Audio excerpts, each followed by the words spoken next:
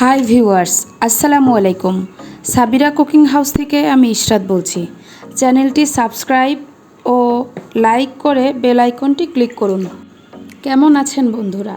আমি আজ বানাবো ডাবের পুডিং। এটা বানাতে সময় লাগবে 15 থেকে 20 মিনিট আর খুবই সহজ একটি রেসিপি।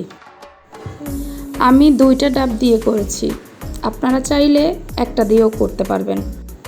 আপনারা যদি একটা ডাব দিয়ে করতে চান তাহলে আমি যে ইনগ্রেডিয়েন্টস নিয়েছি তার অর্ধেক পরিমাণ নেবেন। একটি পাত্রে ডাবের পানি ঢেলে নিচ্ছি। এই পানি আমি একটি ছাঁকনি দিয়ে ছেঁকে নিব। আর নারকেলগুলো কুচি করে যে পাত্রে পুডিং বসাবো সেই পাত্রে সেট করে নিব।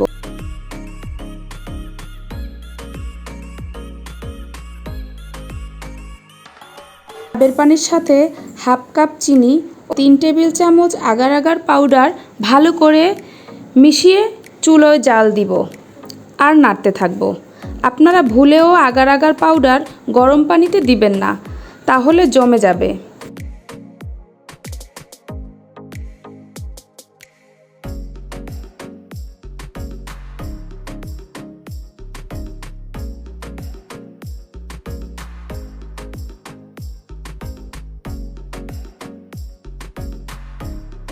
অনবরত নাড়তে থাকবো।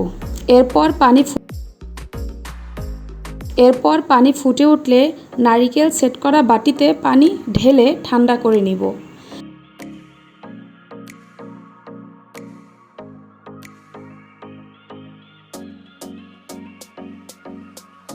ঠান্ডা হলে ফ্রিজে রাখবো।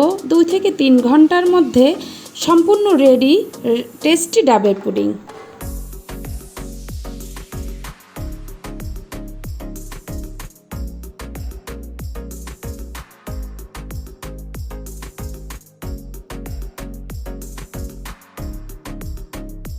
এই ডেজার্ট ছোট বড় সবাই লাইক করবে।